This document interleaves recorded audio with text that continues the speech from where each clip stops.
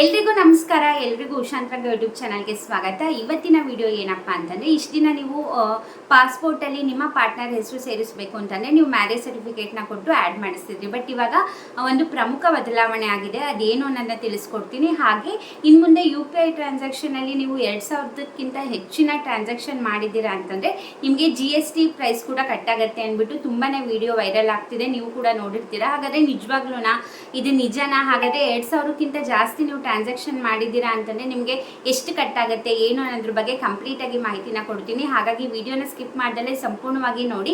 ಯಾರೆಲ್ಲ ಹೊಸಬ್ರು ಚಾನಲ್ ನೋಡ್ತಾ ಇದ್ದೀರಾ, ನನ್ನ ಹೆಸರು ಉಷಾಂತರಂಗ ಯೂಟ್ಯೂಬ್ ಚಾನಲ್ನ ಸಬ್ಸ್ಕ್ರೈಬ್ ಮಾಡಿ. ಹಾಗೆ ಬೆಲ್ ಐಕನಲ್ಲಿ ಆಲ್ ಅಂತ ಸೆಲೆಕ್ಟ್ ಮಾಡೋದನ್ನ ಮರಿಬೇಡಿ. ಹಾಗೆ ನೀವು ನನ್ನ ಇನ್ಸ್ಟಾಗ್ರಾಮ್ ಅಕೌಂಟಲ್ಲೂ ಕೂಡ ಫಾಲೋ ಮಾಡ್ಬೋದು. ಲಿಂಕ್ ಡಿಸ್ಕ್ರಿಪ್ಷನ್ನಲ್ಲಿರುತ್ತೆ. ಬನ್ನಿ ಇವತ್ತಿನ ವಿಡಿಯೋನ ಶುರು ಮಾಡೋಣ.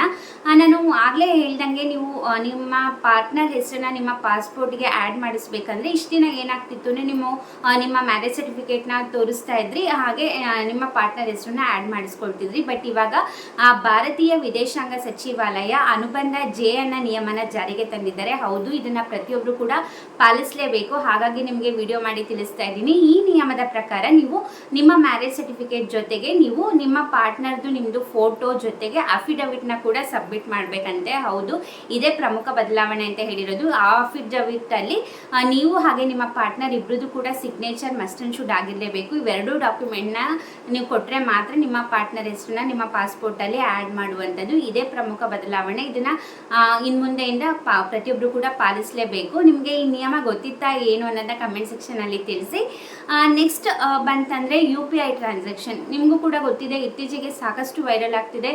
ನೀವು UPI ಅಂದರೆ ಇವಾಗ ಫೋನ್ಪೇ, ಗೂಗಲ್ ಪೇನಲ್ಲಿ 2000ಕ್ಕಿಂತ ಹೆಚ್ಚಿನ ಟ್ರಾನ್ಸಾಕ್ಷನ್ ಮಾಡಿದರೆ 2000ಕ್ಕಿಂತ ಹೆಚ್ಚಿನ ಹಣನ ನೀವು ಕಳಿಸ್ಕೊತಿದ್ದೀರಾ ಅಥವಾ ನೀವು ಬೇರೆಯವ್ರು ನಿಮ್ಗೆ ಆಗ್ತಿದ್ದಾರೆ ಅಂದರೆ ನಿಮಗೆ GST ಕಟ್ಟಾಗುತ್ತಂತೆ ಅಂತ. ಖಂಡಿತವಾಗ್ಲೂ ಇಲ್ಲ.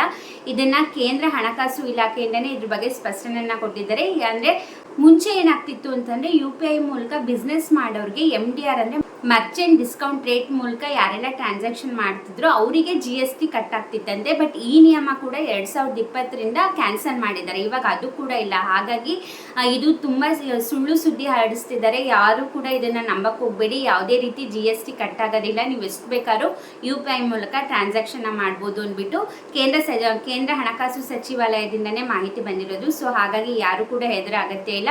ಹಾಗೆ ಈ ಥರ ರೂಮರ್ಸ್ ಬಗ್ಗೆ ವಿಡಿಯೋ ನೋಡಿದ್ರು ಕೂಡ ಯಾರು ನಂಬಕ್ಕೆ ಹೋಗಬೇಡಿ. ಹಾಗೆ ಈ ವಿಡಿಯೋನ ನಿಮ್ಮ ಫ್ರೆಂಡ್ಸ್ ಆ್ಯಂಡ್ ಫ್ಯಾಮಿಲಿಗೂ ಕೂಡ ಶೇರ್ ಮಾಡಿ. ಇದೇ ಥರ ಸರ್ಕಾರದ ಯಾವುದೇ ಯೋಜನೆಗಳ ಬಗ್ಗೆ ಆಗಿರ್ಬೋದು ಅಥವಾ ಕೇಂದ್ರ ಸರ್ಕಾರ ರಾಜ್ಯ ಸರ್ಕಾರದಿಂದ ಏನೇ ಅಪ್ಡೇಟ್ ಬಂದರೂ ಕೂಡ ನೀವು ನನ್ನ ಚಾನಲಲ್ಲಿ ವೀಡಿಯೋಸ್ನ ನೋಡ್ಬೋದು. ಹಾಗಾಗಿ ಯಾರೆಲ್ಲ ಸಬ್ಸ್ಕ್ರೈಬ್ ಮಾಡ್ದಲೇ ನೋಡ್ತಾ ಇದ್ದೀರಾ, ಈ ಕೂಡಲೇ ಹೋಗಿ ಚಾನಲ್ನ ಸಬ್ಸ್ಕ್ರೈಬ್ ಮಾಡ್ಕೊಳ್ಳಿ. ಹಾಗೆ ಯಾರೆಲ್ಲ ಸಬ್ಸ್ಕ್ರೈಬ್ ಮಾಡ್ಕೊಂಡು ಸಪೋರ್ಟ್ ಮಾಡ್ತಿದ್ದೀರಾ, ಥ್ಯಾಂಕ್ ಯು ಸೋ ಮಚ್. ಹೀಗೆ ನಿಮ್ಮ ಸಪೋರ್ಟ್ ನನಗೆ ಯಾವಾಗಲೂ ಕೂಡ ಇರಬೇಕು. ಹಾಗೆ ನೀವು ನನ್ನ ಇನ್ಸ್ಟಾಗ್ರಾಮ್ ಅಕೌಂಟಲ್ಲೂ ಕೂಡ ಫಾಲೋ ಮಾಡ್ಬೋದು. ಲಿಂಕ್ ಡಿಸ್ಕ್ರಿಪ್ಷನ್ನಲ್ಲಿರುತ್ತೆ. ಇಷ್ಟೊತ್ತು ವಿಡಿಯೋ ನೋಡಿದ್ದಕ್ಕೆ ಥ್ಯಾಂಕ್ ಯು ಸೋ ಮಚ್. ನಮಸ್ಕಾರ.